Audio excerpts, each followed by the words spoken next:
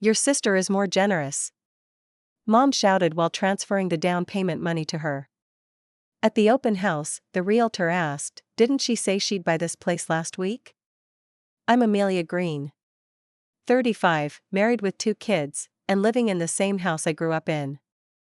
I've always been the steady one, the responsible one. I got a good job, I help out when needed, and I try to keep things balanced. My sister, Felicity, is the opposite. She's always been more carefree, charming, and it seems like everything just falls into place for her.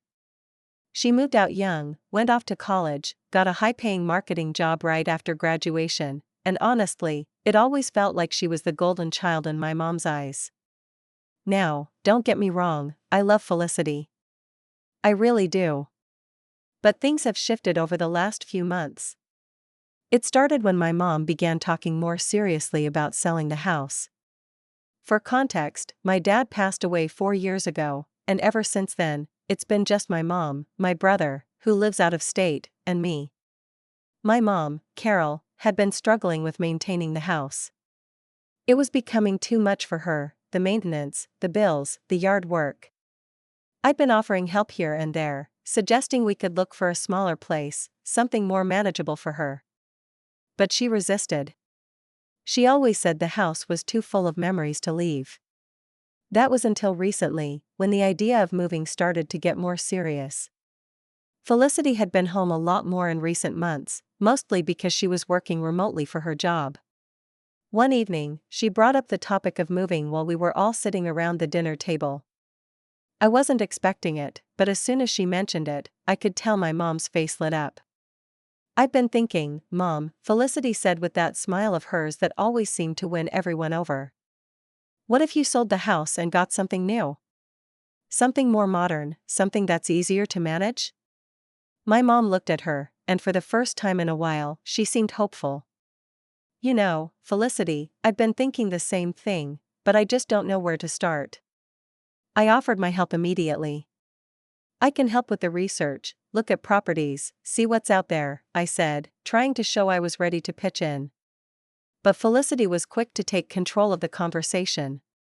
"I think it'd be better if I just handle the down payment and help out with the financial side. I've been saving, and you know I've got a steady income coming in. Amelia's family has a lot on their plate, right? It's not like you can rely on her as much."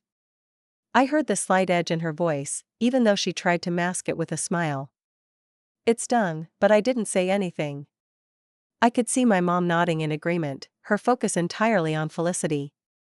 The whole situation felt weird to me. I had been offering my help for months. But suddenly, it was as though my involvement didn't matter. It was as if my mom and Felicity had decided to go ahead without me, and I was just there. Weeks went by, and the search for a new home continued.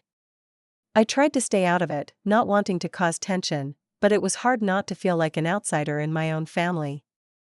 Every time my mom would update me about a new property they'd seen, I'd smile and nod, but inside, I was hurt.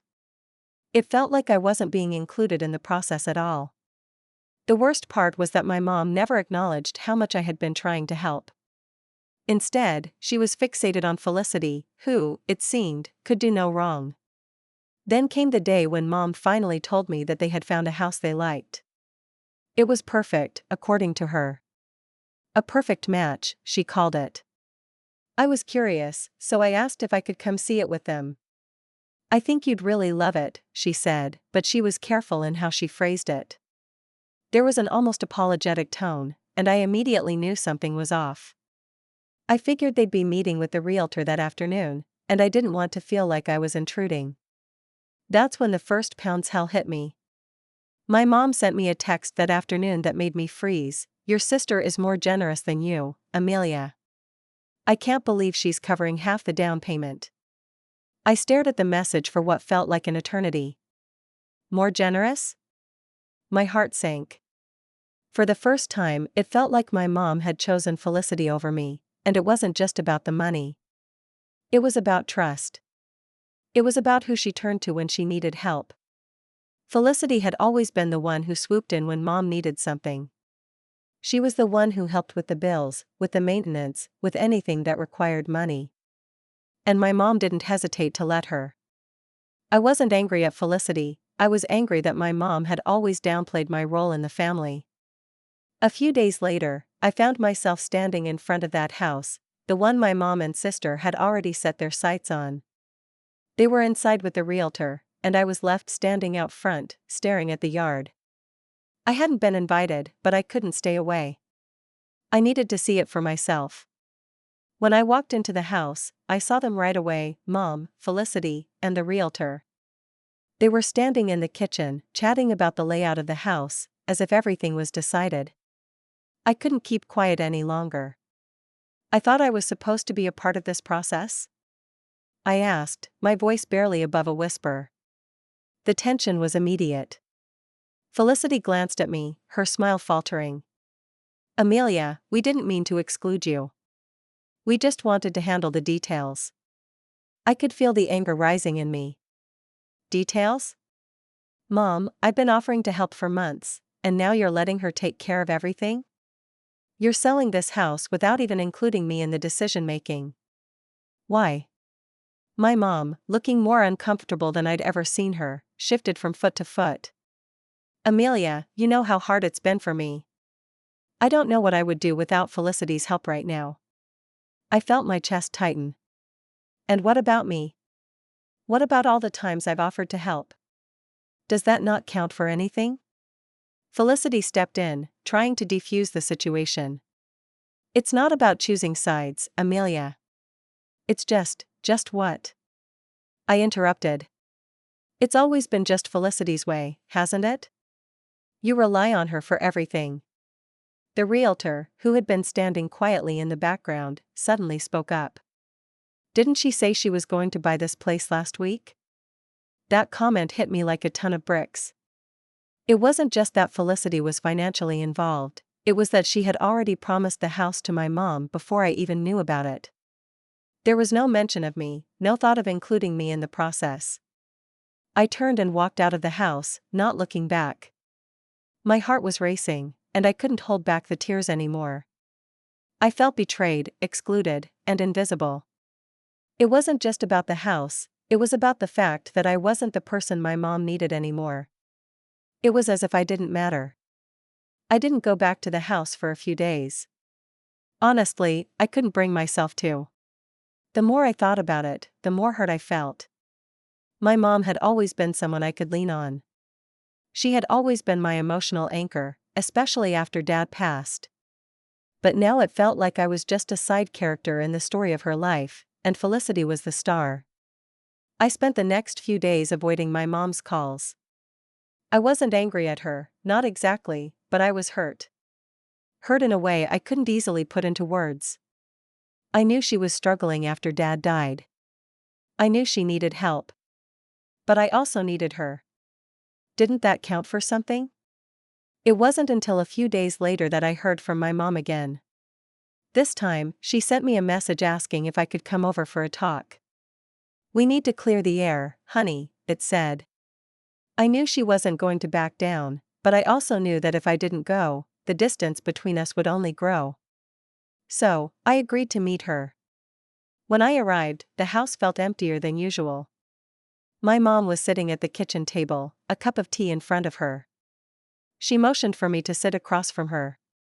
I didn't want to, but I did. The silence hung thick between us. Amelia, she began, taking a deep breath, I know you're upset, and I want to apologize. I didn't mean to hurt you.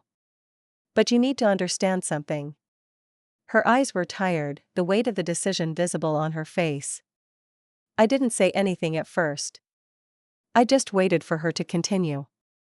You've always been there for me, she said quietly. You've been so supportive your whole life, and I see that. But Felicity is here. She's just in a place where she can help me more right now. She doesn't have kids. She's not in a marriage with all the responsibilities you have. And I've needed her, Amelia. I know you've been offering, but I couldn't keep asking you for more when I know what you have on your plate. I felt a lump form in my throat. I get that you need help, Mom. I do. But it's like Felicity has been making all the decisions. The house, the money, it's like I'm invisible. I don't know where I stand in all of this anymore. She looked at me with guilt in her eyes. I never wanted you to feel that way. But you've always been the one who's been okay. You're steady. You've got your family. Your life is together, Amelia. Felicity, she's been so present, and I guess it just felt like it made sense. But I never meant to push you away. I looked away, trying to hide the tears welling up in my eyes. It's not about the money, Mom. It's about trust. It's about feeling like you can rely on me. I don't want to be the one you turn to when you have no one else. I want to be part of this family, not just the one who's always fine. There was a long silence, and for the first time, I saw my mom's eyes soften in a way I hadn't seen in months. You're right, she whispered. I should have been there for you. I should have made you feel like you mattered in all of this.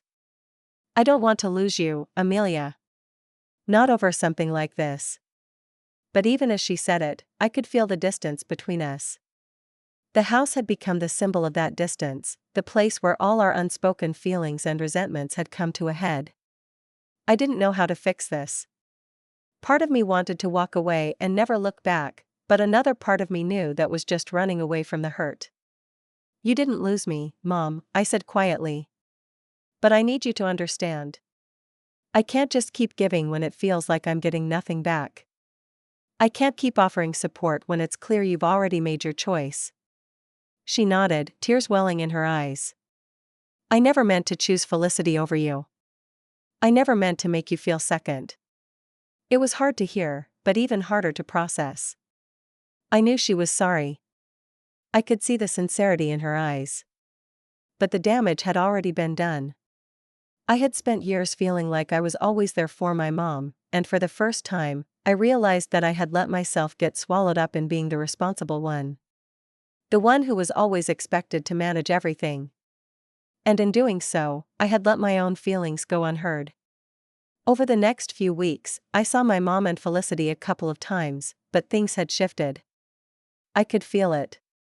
My mom was trying harder, but it felt like a band-aid over a wound that needed more than just a quick fix.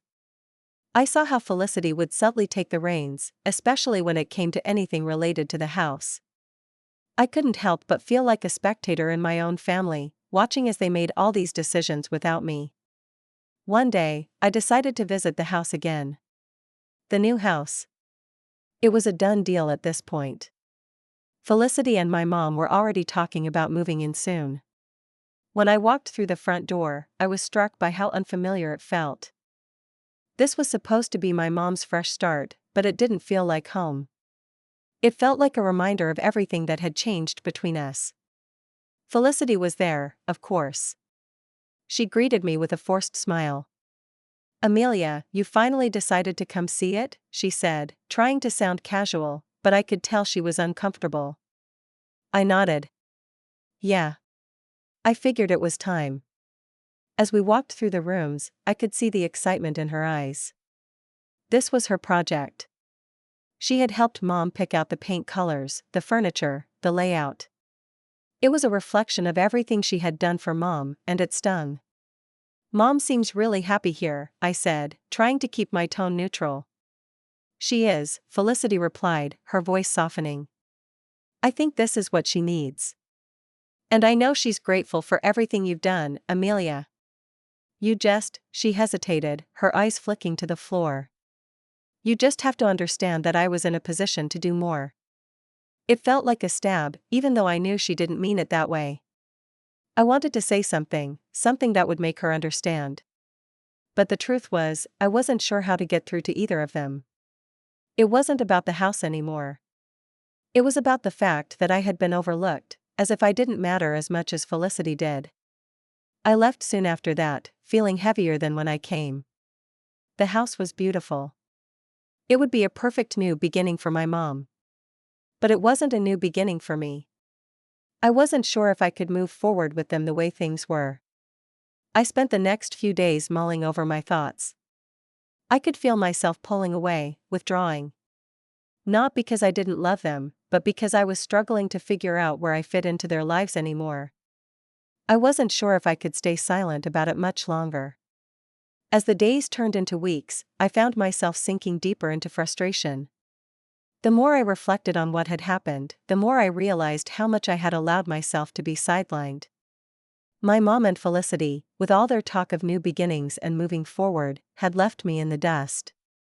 It wasn't just the house, it was the way they had both pushed me aside like I was the last person to be considered. I hated feeling like this. I had never been one to hold grudges.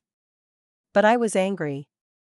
Angry at how easily they had both just assumed that Felicity was the one who could fix everything, the one who could provide solutions, the one who was always in the right place at the right time. What hurt the most was that my mom hadn't even bothered to explain herself properly. She never acknowledged that I was trying. She just assumed I was fine, and Felicity, well, she was more generous. I wasn't going to let it slide. I wasn't going to let them think they could exclude me and leave me feeling invisible. But I also didn't want to do anything too rash or hurtful. I didn't need to seek vengeance through anger or violence, what I needed was a moment of clarity. I needed a chance to show them that my role mattered, that I wasn't just some background character in their new life. So I devised a plan. It started innocuously enough. I decided to take a more hands-off approach and stop offering help. Instead, I watched and waited. I had learned enough about their financial situation over the years to know where their weaknesses lay. Mom had always been a little too trusting with money, perhaps that was why she had found herself in this predicament in the first place. The turning point came when I overheard Felicity talking to my mom one evening. I had dropped off the kids and was about to head out when I caught a snippet of their conversation in the kitchen. "I just think we need to sign the final paperwork soon, Mom," Felicity said. "That way, we can lock down the deal and start moving in by next week." Mom was always quick to reassure her. "I trust you, Felicity. You've done everything. I just don't know what I'd do without you." But what caught my attention was what I overheard next. "I know. I've been thinking, though. Maybe we should put a little more into the down payment. It'll make the mortgage smaller, and I can help you manage it better in the long run. We could use some of your savings to get the ball rolling. We have enough." It wasn't the first time Felicity had suggested helping my mom financially, but this time, I noticed the word "we." I knew she was including herself in my mom's money, again. And I was pretty sure I had a good idea of what was going on. I waited until the next day to make my move. I called up a real estate agent I knew, someone who had helped me in the past with a few investments, and asked him to run a quick check on the property my mom had bought. He didn't ask many questions, but I could sense the curiosity on his end. He pulled the file and sent me the relevant details. Sure enough, there it was, a second mortgage. Felicity had already secured a second loan on the property, one that had slipped under my mom's radar. The loan was going to be paid off in monthly installments, which meant that Felicity would effectively have control over the house in a way my mom hadn't realized. My mom's name was on the title, sure, but Felicity had quietly become the primary financier. She'd given my mom just enough help to make her feel independent while securing the house as her own asset. I knew exactly what I had to do. I called my mom that afternoon, and we arranged to meet. I didn't tell her that I knew about the loan, but I could already feel the tension building between us. I had spent so much time suppressing my emotions that I knew I couldn't hold it in much longer. When we met, I didn't waste time. "Mom, I need to ask you something," I started, my voice steady but firm. "You're sure everything is set for this house, right?" She smiled, completely unaware of what was coming. "Of course. Felicity's taken care of everything. She's been so helpful." I took a deep breath. "That's the thing, Mom. I don't think you understand just how much control Felicity really has over this house. She's not just helping you with the down payment, she's essentially setting herself up as the one calling the shots. I found out about the second loan, and I think it's important you know exactly what that means for you." Her face fell. "What second loan? What are you talking about, Amelia?" I slid the papers I had gotten from the agent across the table to her. She didn't speak for a moment, just stared at the papers. It was all laid out in black and white. The mortgage, the terms of the loan, and most importantly, Felicity's name tied to the second lien. Her eyes widened. This? I didn't know. I thought I was just signing the paperwork, Amelia. I never realized, exactly, I interrupted. She's been manipulating you, Mom. She's making you think she's just helping, but this is a business deal for her. She's not doing this because she wants to be helpful. She's doing this because she's securing her future. And now you're going to have to rely on her to keep the house because she's got the financial leverage. Mom's hands trembled as she picked up the papers, reading through them again. I could see the realization dawning on her. I had no idea, Amelia. I'm so sorry. I thought I was doing the right thing by letting her help. I gave her a moment to process it. It's okay, Mom. But you need to be careful. Felicity may be your daughter, but that doesn't mean she always has your best interests at heart. She's been using her financial security to make decisions for you, and now you're stuck. But this doesn't have to be the end. I didn't want to go into it too deeply, but I knew what I had to do next. I quietly worked in the background, reaching out to some contacts and securing a better loan deal for my mom. It wasn't easy, and it took a lot of work, but I knew it would be worth it. My mom was too proud to ask me for help, but I knew she needed it. Within 2 weeks, I managed to refinance the mortgage with a much better rate, one that put my mom back in control of her financial future. I didn't involve Felicity at all. When my mom found out, she was overwhelmed. Amelia, I don't know how to thank you. You saved me. This is everything I needed. I smiled, feeling a deep sense of satisfaction. You don't need to thank me, Mom. I just wanted you to have the peace of mind that you deserve.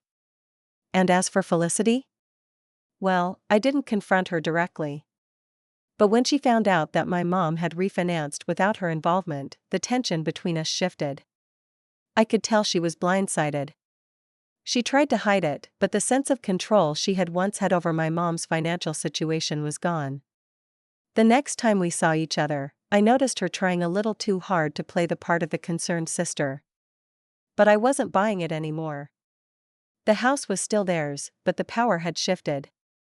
And for the first time in a long while, I felt like I had reclaimed my place in this family, not by being the one who always played it safe or always gave in, but by showing them that I had a voice too. I didn't need to destroy anything to get back at them. I just needed to remind them that I was still here. And that was enough.